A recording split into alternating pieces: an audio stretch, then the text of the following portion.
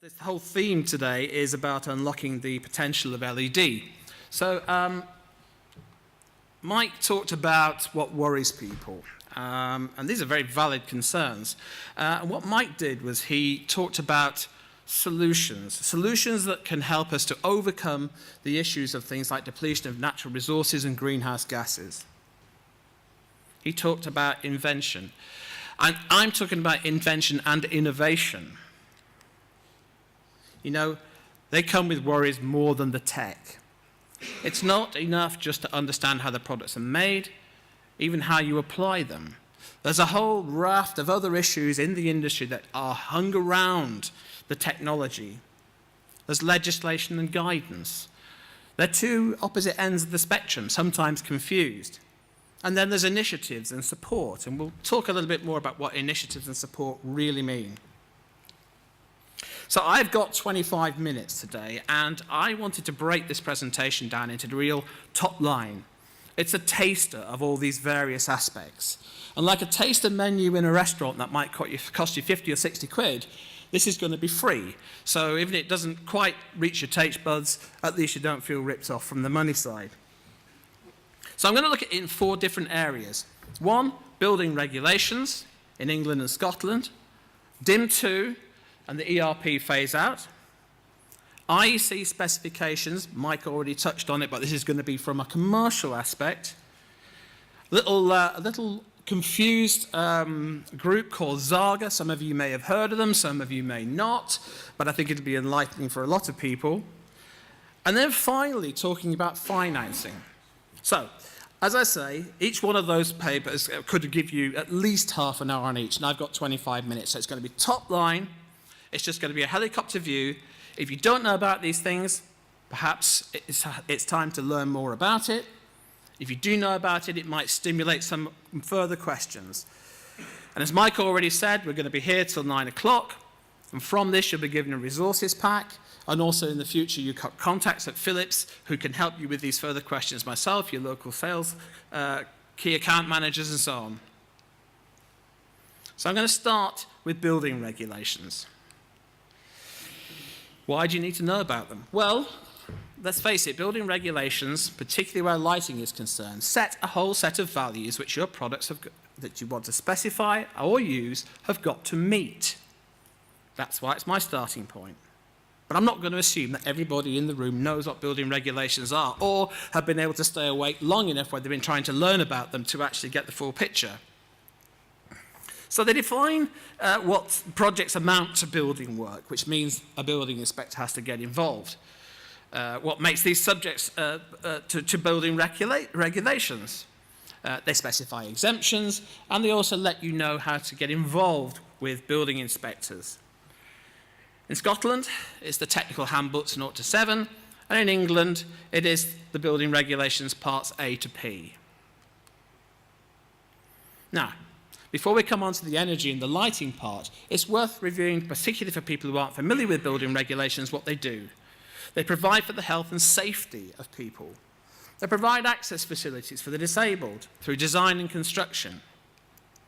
And they provide for energy conservation. And it's that over the next few slides that we want to talk about. Further information can be found in the resources pack, which I've put at the end of this slide. When it's distributed to you, you'll have all that information. And by the way, when my slides go out to you, there'll be a lot more text on here to guide you through these things. And you'll be able to find resources locally from the Scottish Government, DCLG, and in Northern Ireland, and the Welsh Government. So I think it's important to go back and find out where energy became included in the building regulations. It goes back to the EU Directive for the Energy Performance of Buildings from 2003. And that had its origins in the original Kyoto Agreement. And why, and Mike touched on this, why is it so important? Well, 40% of the energy use in Europe comes from buildings. 20% of that is lighting. Lighting is a very significant part of energy use.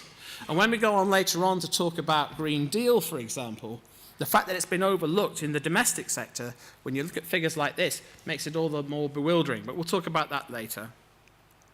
And you can read that objective for yourself when the slides come around, but essentially the first line, promote the improvement of energy performance of buildings within the EU And I'm not going to go on about the rest because that's detail. That's the key point. Now, that directive is interpreted by each state in their own way, and within the United Kingdom, it is dealt with through the building regulations. So Part L in England and Technical Handbook 6 support the government's targets for energy conservation, and they do that by controlling heat gains and losses in the building fabric and services, and the use of energy efficient services with effective controls. And controls is something I'm going to come back to several times during this presentation. Now, the approved document L and the technical handbook have a great influence on the specification of lighting. Not necessarily from a very positive way in terms of good application of lighting, but they have an application, they have an influence. Why is it not good? Because it's a very empirical approach. It's all about lumens per watt. It's about raising the bar, because the building regulations for energy are not about good lighting. They're about reaching a certain carbon reduction level over a certain period of years. And it was drafted and constructed in the first place by folks who just didn't really understand the potential damage that could be done. However, building regulations are secondary legislation. The law, we can't ignore them, but we can deal with them and try and moderate them. Now this slide is an interesting one, and I'll draw your attention to the super burger at the bottom, man versus food. And I say about that, quantity over quality can be bad for your health. The reality was, back in 2010, when we were starting the consultation in England for the next draft of Part L, we were looking at a situation with the performance of LED luminaires at that time that was struggling to reach the 55 luminaire and lamp luminaire lumens per watt that's required for non-domestic installations, even the 400 lumen package that was required in domestic installations. We were struggling as an industry to do that. And our roadmap did not give us a clue where we were going to be in terms of 2013, which at that time was talking about levels as high as 75 lumens per watt. So we went into a process through the LIA of lobbying very hard to make sure that some sense and sensibility was brought to the building regulations. And we were very successful, because at that point we felt that within a few years' time, all we would be able to offer is T5 bare fluorescent battens on high-frequency gear. That legislation was moving so fast, the bar was being raised so high that it was killing the new development of LED, potentially, and it would have killed it off before it had actually reached its full potential. However, improvements abound. And in Scotland, the good news is, Technical Handbook 6, for several years, has already included reference to good guidance given by the code, CIBSE Code for Lighting, 2009. And that is something which hasn't been in Part L. Although, in 2014, in England, there will be reference to EN 12464, European Workplace Directive for Lighting, and again, the CIBSE codes for lighting. So that's a big step forward, and that's been part of our lobbying. But the really big breakthrough, which is happening certainly in Part L, is the introduction of LENI, the Lighting Energy Numeric Indicator, and that's a big breakthrough, and we'll talk about it in the next slide. And that may well be coming to Scotland in the next couple of years through the technical handbooks, but at the moment it is not part of the consultation for 2015 update. What is LENI? Well, you know what? I could spend half an hour talking about LENI. LENI, in a nutshell, is a great development on from previous energy formulas for calculation of energy efficiency of buildings, SAP being the main one. SAP was not intuitive. It didn't allow for many of the things that are on this board. It didn't talk about parasitic. It didn't talk about daylight contribution. It certainly didn't talk about occupancy panels and patterns and. And that is something that we need to be able to take good lighting through building regulations forward, because doing this makes people appreciate that lighting is not just switched on 24 hours a day, running at 100%. It should not be calculated like that.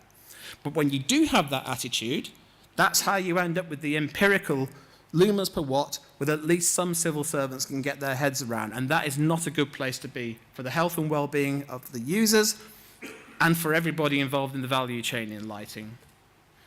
This is the formula which takes all these aspects and turns it into a value. It's very complicated, not going through it now, but most lighting design programs will do that for you. That is a very brief overview, but you know I don't have a lot of time to talk about these things. So a final note on building regulations. As I say, Part L in England has been delayed, but will be introduced in 2014 with the inclusion of Lenny. And the technical handbooks in Scotland will be reissued again in 2015. And I have heard from Scottish Government that potentially there might be a closer alignment with DCLG in the future, and therefore, with that uniformity, there's a good chance that Lenny and other intuitive parts can be introduced to the technical handbooks as well. So, that's European legislation which can be applied on a local basis. I want to talk about now European legislation which is universal and not open to local interpretation. At the end of this section, I'm going to show you a quick video which details all the main parts about DIM 2, Domestic Implementation Measure 2, for LED lamps. So I'm going to skip through this, but talk about just some of the main key aspects. So again, this is part of a package of EU measures to introduce energy reduction through the performance of products. The primary aim, again, as so many of these things were, is to reduce carbon dioxide emission, but now it helps to protect supply. If you think about what Mike said about that imbalance between our capability to supply and our needs, within a few years' time getting to 2%, we are in a situation, whether you believe in global warming or not, a reality is that we have to change our relationship with the way we use power, with the way we use energy. And if you took it from a hedonistic and selfish point of view, if you don't want the lights going off, everybody has a responsibility to start looking at energy-efficient products, regardless of other opinions. The scope of this regulation covers both domestic and professional, which we call DIM and TIM. And if you need to help to remember that, it's possibly TIM Nicebud DIM. So, the new directive came in 2013 for reflector lamps. We've already had the Domestic Implementation Measure 1 from 2009, but this is the first time it set requirements for reflector lamps, and specifically for all LED lamps. This is an LED session, so I'm tending to talk about just LED. So it would ensure that product information details are transparent and harmonized. One of the issues that we've had so far is that different manufacturers have put different values on their products, have put different values in their literature, and who's to say who's right. Now we have an industry standard, a European directive that says you will do it this way. And you will do it with packaging requirements that are uniform. And a subset of this is that it empowers end users, specifiers, and everyone in the value chain to be able to make informed decisions based on a level playing field. I'm going to skip through this one because the video is really good about talking about this. But the top line are directional lamps, reflectors, are given minimum lumen levels to claim equivalence. This is very important against building regulations that say if you don't achieve these levels, you just can't sell the product. There's an aspect of DIM 2, which actually we'll come on to in a second, which says if you don't achieve a certain level, you can't sell as well. But what it's doing here with LED in particular is it's saying you have just got to be able to prove on a level playing field that this product really is the equivalent to the tungsten halogen original. There are values like 90% survivors and 80% initial lumens after 6,000 hours are a requirement, and 95 survivors at least for 1,000 hours. There are also strong references to color rendition, and there are also references to color variation. The current color variation requirement is to within 6-step macadam ellipses. It is not a particularly strong or challenging value, but that's a starting point. We had nothing like that before. On the lamp, information has to be included as well. Luminous flux in lumens, color temperature in Kelvin, and the nominal beam angle in degrees. That might not seem a lot to people, particularly who are just buying them in Sainsbury's or Tesco's, but it means a lot to the professional market. And what we want to do as an industry, and particularly as manufacturers, is start talking about these things more and more and changing the mindset from the traditional way of buying lamps. Because it's that roadblock to understanding which is helping to prevent the adoption of LED and the realization that LED is really now coming to a point where you really can use it as an alternative to tungsten halogen. Quick one on the equivalence, because again it's mentioned in the video, but today 143 lumens, you can say, or prior to September you could say it was a 35 watt halogen. Now it comes down as a 25 watt halogen. So we're not saying you can't sell that lamp, you've just got to be a little bit more specific about it. I wouldn't say honest, because it depends what angle you took the measurements from in the first place. Okay? But it's harmonized, and what it's generally done is harmonized in a conservative way. And we accept that. So what that then makes the manufacturers do is say, okay, we're going to have a 35 watt halogen equivalent, but we'll make it as 230 lumens per watt. Now, this is great. This is the bit that worries me. How's it going to be enforced? The National Measurement Office is the main source for auditing this. But you can imagine they are virtually overwhelmed. There is support from organizations, the Lighting Industry Association, Society of Light and Lighting, but equally everybody in this room, every single one of you, if you have any suspicions that any manufacturer's lamps are not living up to the claims that they are supposed to be making, you've got a solid basis now to go to the National Measurement Office with that product and say, I want this tested, I want this to be proved or not. You have to have a good case, by the way, because the NMO doesn't have a lot of money and only takes on good cases, but at least it's an opportunity. And don't forget trading standards for safety issues. Now, this is the bit where lamps are being banned, not necessarily in great swathes. There was a feeling that by 2014, all traditional tungsten halogen reflector lamps would be banned. It dawned on us at the start of this year when we looked at how the calculations were going to be done that that wasn't actually the case. It means that, for example, an MR16 traditional tungsten halogen reflector lamp, if it meets category B, is safe probably until 2016. And we've had to introduce new classes of A+ and plus because of to reflect the advances in the technology and the efficiency of LED lamps. And if you look here, in the red zone, a line voltage GU10 lamp, which is incredibly popular, that survives because the measurement or the commission decided that lamps, a GU10 in a D category, can survive. And all this is reflected on the packaging. There are new packaging, new harmonized packaging, which basically puts all those things that I've talked about prominently on the packaging, and we hope takes everybody in the value chain, including domestic users, on a journey which helps them to understand much more what all these values about LED lamps mean. Now we're going to move on to a section about IEC specifications, and then by the organization Zaga. I'll talk about Zaga and where it's positioning in society in a moment, but let's talk about IEC first of all. It's just a single slide on IEC because Mike talked a lot about the detail behind IEC specifications, where they came from, the new path statements that are out there, and next year a whole raft of IEC specifications that are going to mean that an end comes to this whole albatross around the industry's neck for years and years that said you have no specifications. We don't know what to say to our customers about values, testing, sourcing, anything. What these IEC specifications do is they answer all those questions and more. How do you use them commercially? Manufacturers can easily say, we manufacture to these standards. Buy from us because we've embraced this. But it's not just about that. It's about everybody in the value chain, right down to people who are the end users, understanding top line what's in these documents. I don't recommend that people go through them line by line. It's hundreds and hundreds of pages. The conclusions are all there easily to find.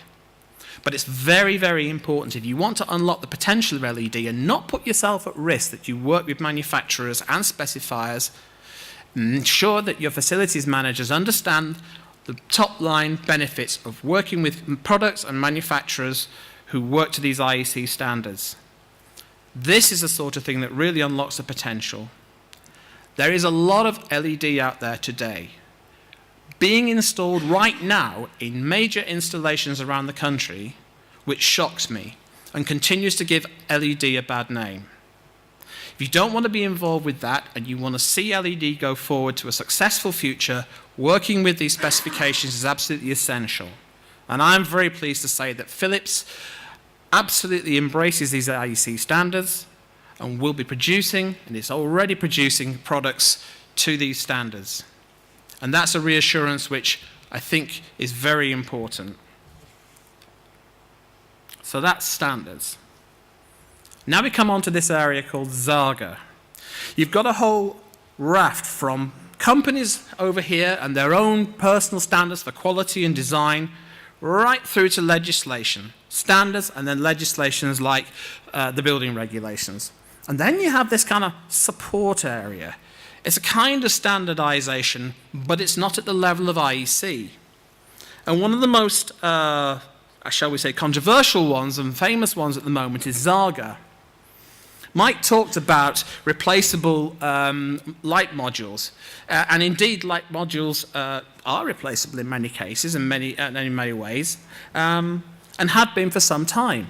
One of the problems was compatibility. Now, the name Zaga, I always thought was an acronym for something, but actually Zaga is this, a waterfall in central province of China. And that's exactly what Zaga is named after. And so for many people, when they hear that, they think, I don't understand that. I don't understand why the connection's there with that waterfall.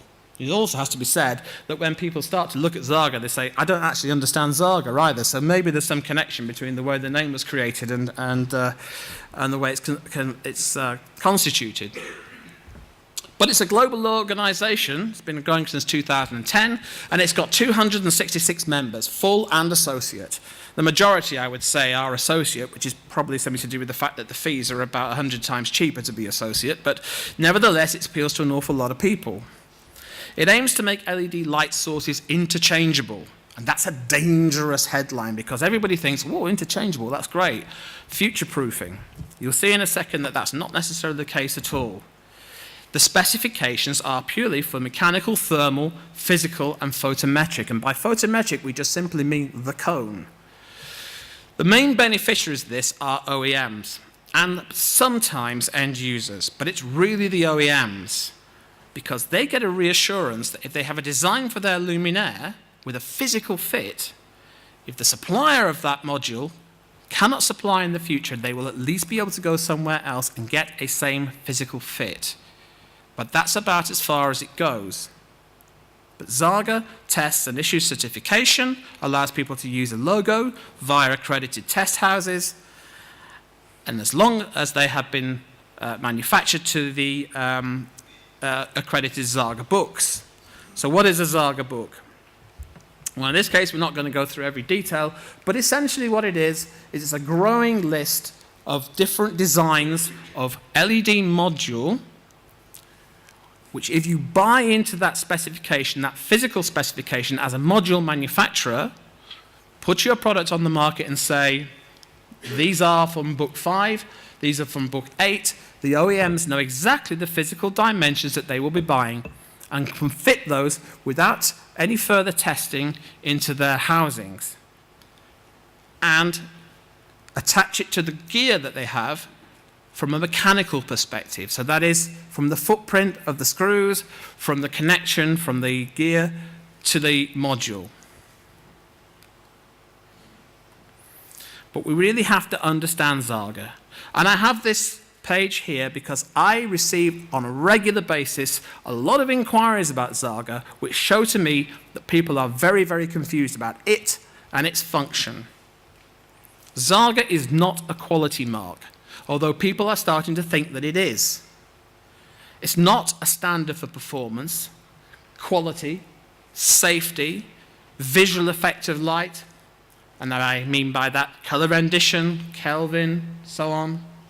Zaga does actually work with the IEC to help the IEC go forward with standards development, and I believe in the future would like to work much more closely with them, but at the moment they are not of that level that the IEC sits at. As I say, the compatibility with drivers is only at a mechanical level, not at an electrical level. But on the positive side, it does assure OEMs and some end users a future supply of alternatives. And with all those members, it's certainly appealing to a very wide range of manufacturers of modules. However, the optimum luminaire solutions may come from integrated systems. From our OEM division, Philips creates a lot of light modules which are Zarga compliant, and it's quite right that that's the case. But from the professional side, we still believe that an integrated solution is the best way. You have the best thermal, optical, mechanical, and electrical solution. It may not, in some cases, have a replaceable module, or it may have as with our Legend boards, which go into industrial fittings and street lighting fittings, they are upgradable in the future, just not Zarga compliant.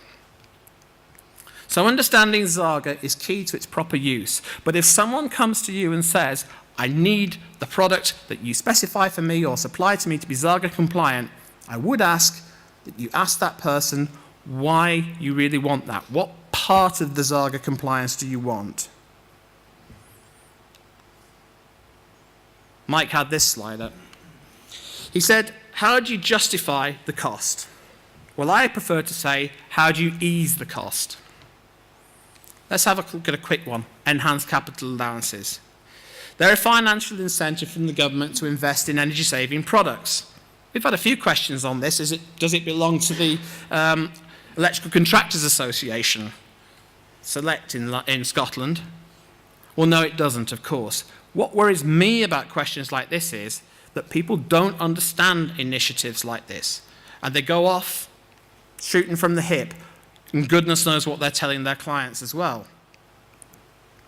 What it is business claiming 100% of the corporation tax on qualifying expenditure on a project. It's not 100% of the entire project, as I have also been asked, which would make the government a charity. So in this case, a successful ECA claim would reduce the project cost by 23% for a large business, and you can claim back contracting costs as well. But we need to be very clear about how this works. And essentially, you mustn't make any promises up front because there are no guarantees. ECAs encourage investment in energy-saving products, and it's a major driver to achieving government's carbon reduction and also to, again, change our relationship with energy consumption and reduce energy consumption. Essential page, this one. ECAs are not guaranteed. You should create 2 paybacks, one with, one without an ECA. It's not a tick box exercise. You claim the ECAs in your annual tax return, and the manufacturer's obligation, apart from doing something like this to give you a general overview, is simply to give you self-certified data sheets that reassure that you have actually got products that meet the energy technology list. You will find that on the ECA website, and I would say that controls are arguably the easiest ones to get enhanced capital allowances on. It splits into white LED lighting units, lighting controls, and high-efficiency lighting units. And by the way, despite what a lot of people think, LED lamps are not admissible under ECAs. And you will see on here, on the first page of the ECA website, it says rather than individual products being listed, businesses can see the criteria for each lighting category and then should liaise with the manufacturers and suppliers. There are too many products in the lighting industry for us to list every single one. So just because someone comes to sell you a boiler and has it listed specifically on the site doesn't mean that lighting companies have got their products listed specifically on the site. You will find the technology criteria also on that site. At the current time, you're generally looking at 65 luminaire lumens per watt and an RA of 80 for a typical installation indoors and a power factor of 0.7. Get that, which most of the Philips products for indoors now have, and you're well on the way to getting an ECA if you qualify. So don't promise anything up front. Don't agree deals without being absolutely sure. Sometimes it's useful just to push a project over the line using an ECA. Only private businesses registered for corporation tax in the UK can claim. You don't have to have a minimum spend, but the less it is, the less likely it is to be successful. It goes for indoors and outdoors. Make 2 claims, make 2 total cost of ownerships, and remember, the final decision rests with the Inland Revenue and nobody else. How long have I got? 1 more minute, John. 1 more minute. We're going to be really quick. Green Deal then. Green Deal was established at the start of this year. We all know that Green Deal so far has not been successful. In the pack, you'll see the history of it, which I won't go through now. But essentially, it should by now be providing manufacturers, contractors, designers, wholesalers and distributors with a completely holistic approach and benefit to the market, including non-domestic and domestic users of lighting, via the scheme which would be allowed to finance projects in a way they could never have done before. Non-domestic properties include lighting and controls. Domestic properties until now have not, and this has been one of the problems. LIA has lobbied very hard the domestic sector, and from 2014, integrated LED luminaires will be allowed in the Green Deal for domestic. However, take-up currently is way short of targets. The majority of assessments go no further than that. The cost of the assessments are off-putting. The majority of funding so far has just gone to boilers, so it's not the holistic spirit that it was meant to be. Non-domestic is so far non-existent because it's far too complicated with letting, subletting, difficulty with metering, understanding what you're actually putting on your meter in some non-domestic installations. But 2014 is a critical year. It may seem like it's dead in the water, but I don't think this government is going to allow Green Deal to die completely. There's a huge fund in the Green Investment Bank of something like £2 billion waiting to be given away, and yet people don't know how to tap into it. I think in the run into the next election, there could be some dramatic changes, some very dramatic changes, like changing off your...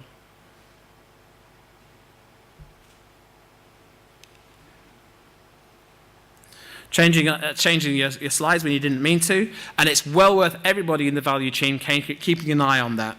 So deal or no deal, you decide. And finally, I promise, Salix funding. Salix funding is of interest to anybody who sells into local authorities, into public buildings.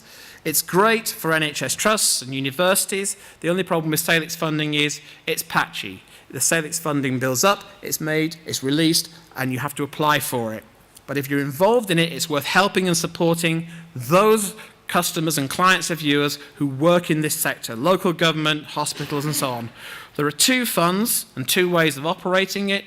One is where you continue to use the Salix funding and plough it back in whilst you have new projects to work on. And the other one is a specific project that when you've finished with the project, the profits that you make on it you use to repay. So there you go, that's not an exhaustive list. You've got enhanced capital allowances, Salix funding, Green Deal, for example, and then you can look to private financing initiatives like for example, Philips Lighting Capital. Not going to go into that now, but there are people here this evening that you could talk to about it or get in contact with us in the future. The further resources that will be sent out to you include lots of links to resources, databases that you can go to, and talks about the various other areas that you can get much more information on this. So this was a real top-line presentation. I hope it's caused some interest, some debate. If you have any questions, please fire away, and I'm staying here till 9 o'clock. Kevin?